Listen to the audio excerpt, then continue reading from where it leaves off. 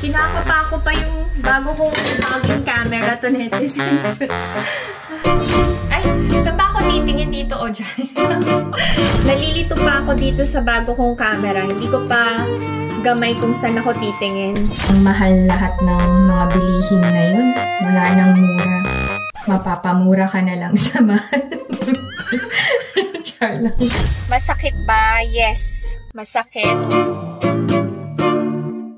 Masarap.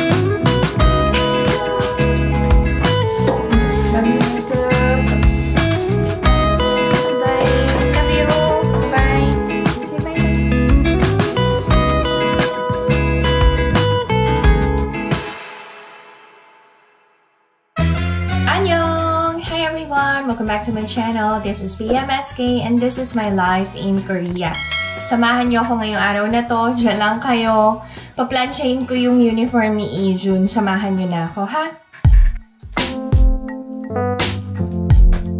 Shorts lang naman.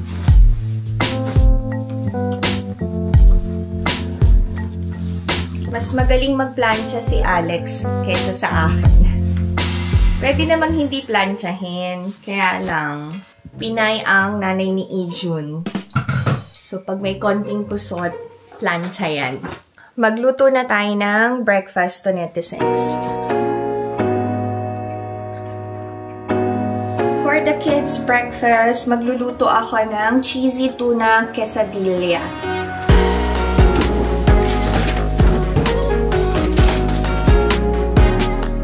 I drained na yung tuna. Lagyan natin ng konting mayonnaise. Salt and pepper to taste. Okay, lagay din tayo ng parsley. Ito yung ating tortilla. Kainit na natin sa pan. Lagay na tayo ng tuna. And syempre yung cheesy. Fold natin.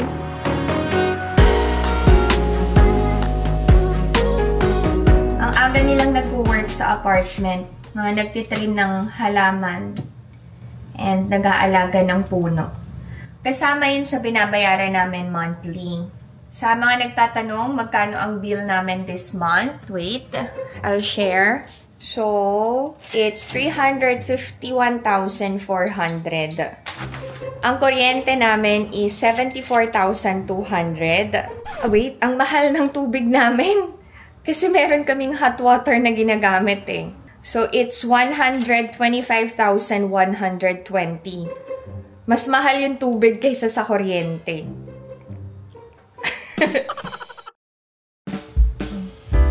Mukhang masarap to netizens. Dalawang ano lang. Cut lang. Simple lang to. You know. Cheesy. Tada!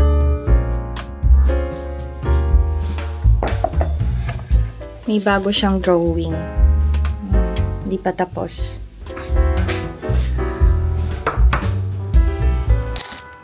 Tuna. Cheese. Masarap.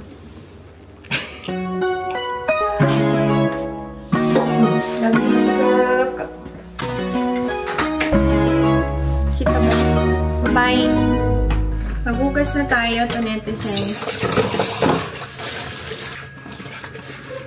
Kinakapa ko pa yung bago kong bagong camera to netizens. Kailangan ko pang pag-aralan. Nasanay kasi ako sa GoPro eh.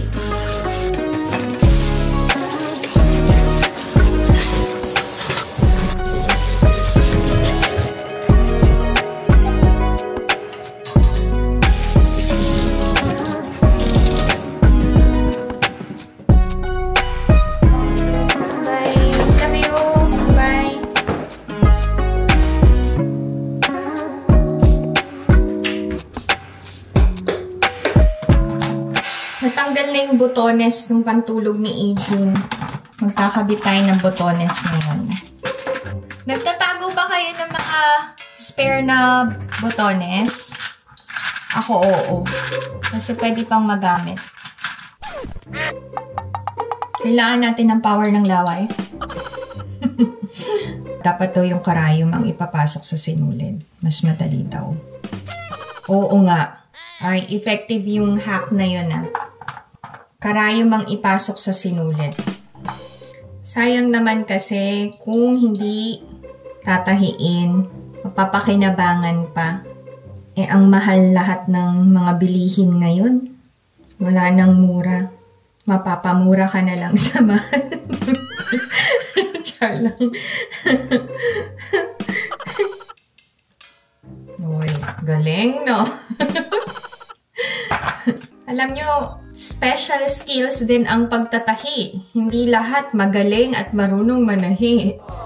Kaya bilib na bilib ako sa mga mananahi.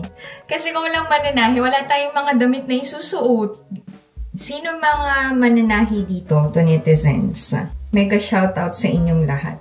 You are doing great. Galing-galing niya talaga. Ito ang aking sewing kit. Diba? Kompleto na. Prepare na ako para sa aking walking routine. Sama kayo? Samahan niyo na ako. Saglit lang tayo, ha? Tsala kayo. Ay, saan ba ako titingin dito o dyan? Nalilito tuloy ako. I'm going to put on my new running shoes. But I'm not gonna run. I'm going to walk. To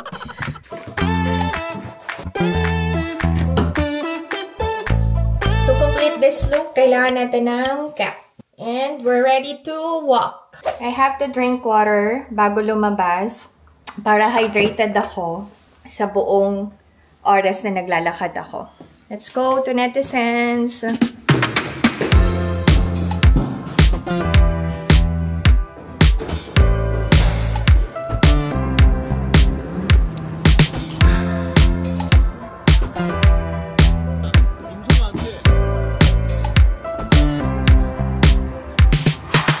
Enjoy mo talaga ang paglalakad and pagtakbo dito sa South Korea kasi sobrang linis, tahimik, hindi crowded, and safe ang lugar. Kapag napagod, pwedeng magpahinga kasi may rest area. After magpahinga, go, go, go ulit! Sana kasama ko kayo dito sa Korea to netizens. May regular na naglilinis and nagme-maintain ng park. Diyan na pupunta ang aming tax dito sa South Korea.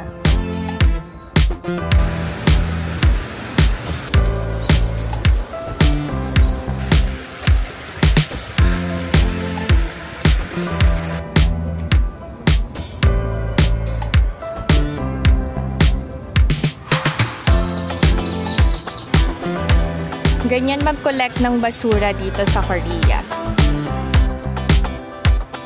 Uwi na ako to netizens. See you at home!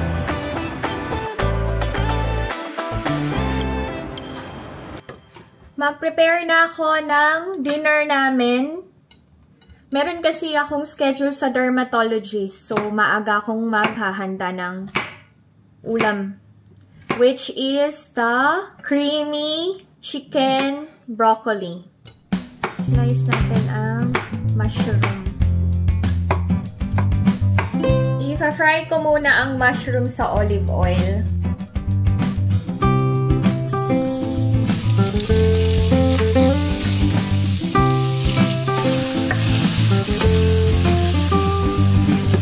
Slice na natin ang broccoli.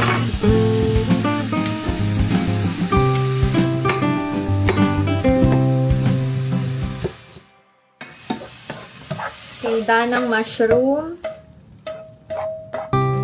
Okay, this time yung broccoli naman. Olive oil din.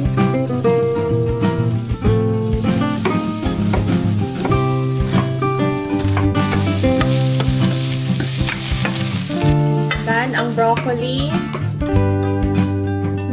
Dapat pala, dinrain ko yung chicken.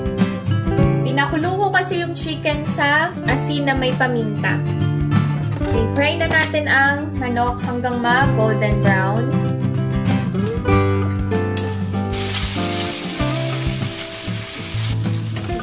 aside na natin ang chicken.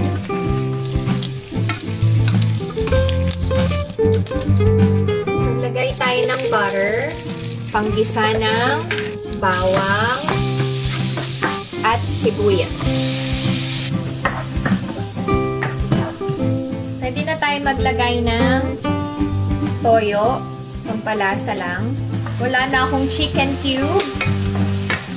Pwede na nating ibalik ang chicken.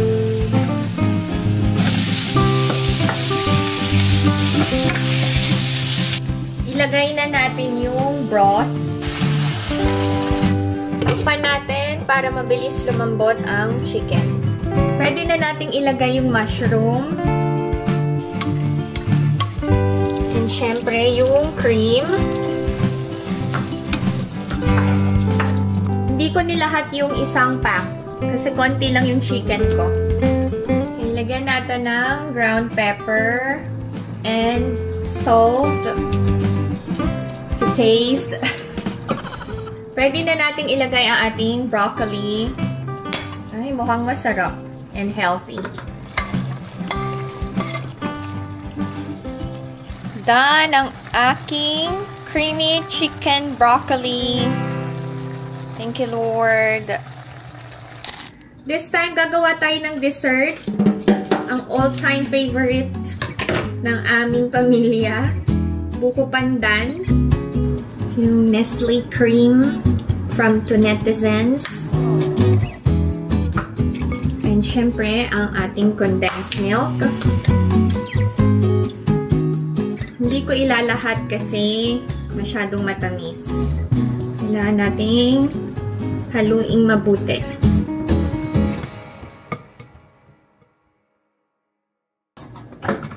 Since malapit nang ma-expire ang cheese, gamitin ko na.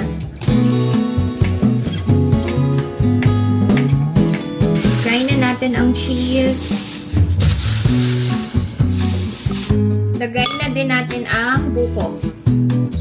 This time, yung jelly na yung ano ko. Slice ko.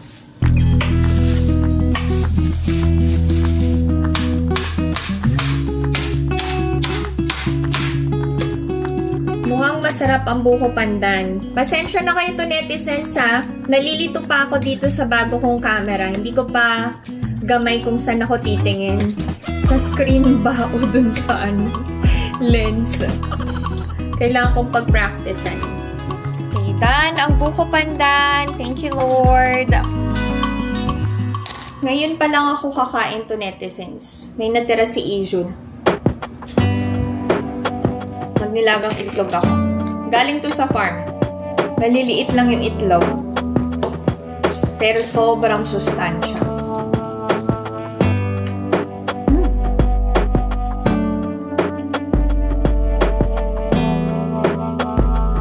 May nag-comment. Nagtatanong kung autistic ba si Ijun. Si Ijun po ay hindi autistic. Pero hard of hearing. So, meron siyang ginagamit na hearing device. Normal po ang bunso ko. Meron pa isa. Nagtatanong kung biological mom ba ako ni Ina. Yes, ako po ang nagluwal kay Ina. Maputi lang si Ina and medyo singkit ang mata.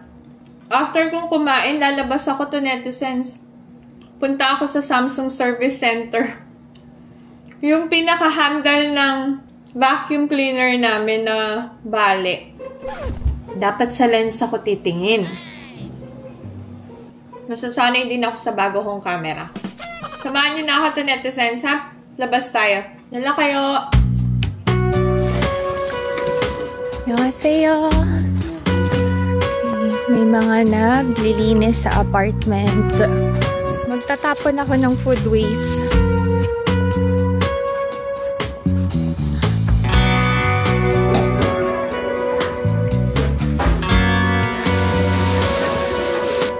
Dito yung vinyl.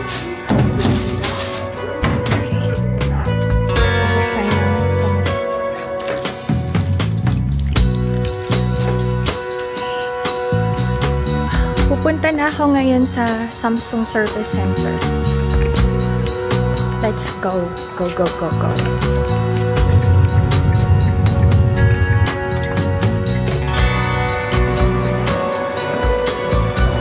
Nandito na tayo sa Service Center.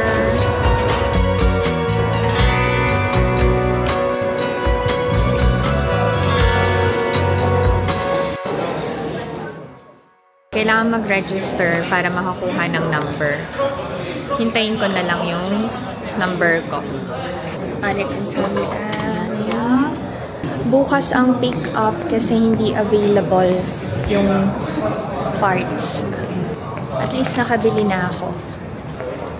Bukas ko na din babayaran. This time, pupunta na tayo sa dermatologist. May schedule ako eh. Masasaktan na naman ang aking mukha. Meron na naman akong breakout.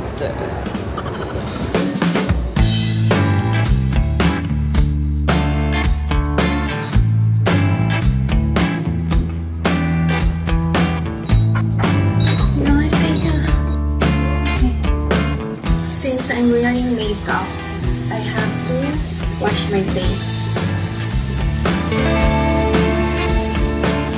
Hindi ko na ipapakita yung procedure to netizens, ha?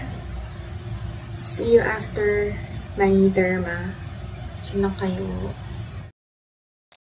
Tapos na aking derma. Masakit ba? Yes. Masakit. Literal na tiis ganda. Since nasa area na ako, dadaan ako sa Goodwill. Mag-check ako ng pwede kong mabili. Sama kayo? Let's go. Go, go, go, go.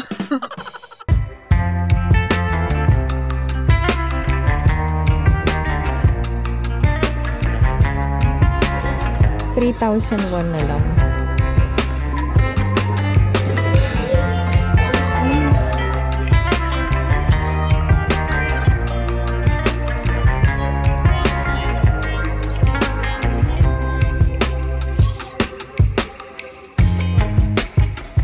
Okay. Bibili ako ng ready to eat na white rice. 801 na lang isa. Ganda ng rattan bag.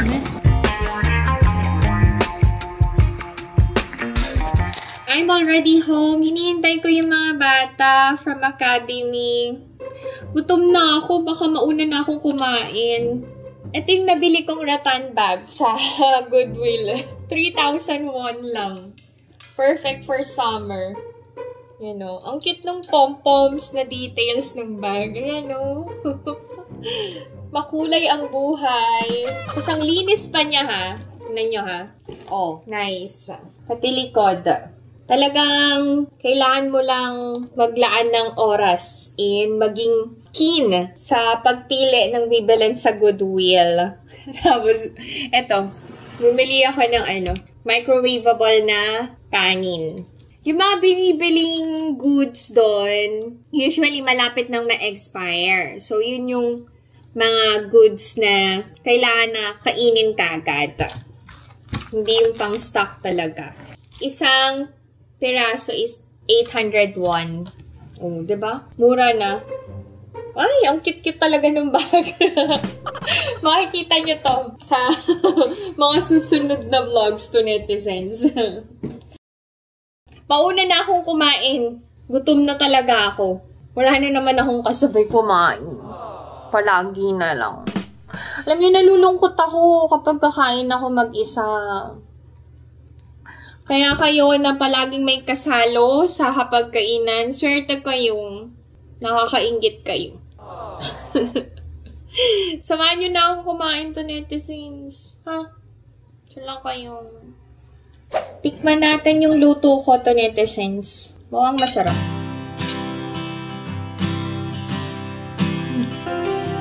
Masarap nga. Si Alex may drinking schedule together with his friends kasi isa sa mga kaibigan niya ay ikakasal. Sobrang late na magpakasal ng kaibigan niya na yun. Nakakatuwa. Kasi this year, medyo tumaas yung birth rate ng Korea. Madami na kasing nagpapakasal na couples. Uy, ang sarap. Try nyo tong recipe na to, netizens. Hintayin na natin si Ina and Adrian, ha? Kain lang ako to, netizens.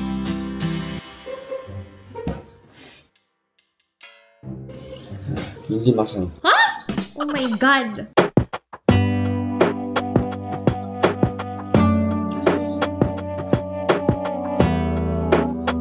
In fairness, nagustuhan ng Tuk. Masarap, hindi masarap.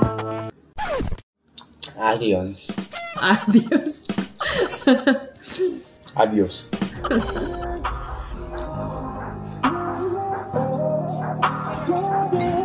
Thank you.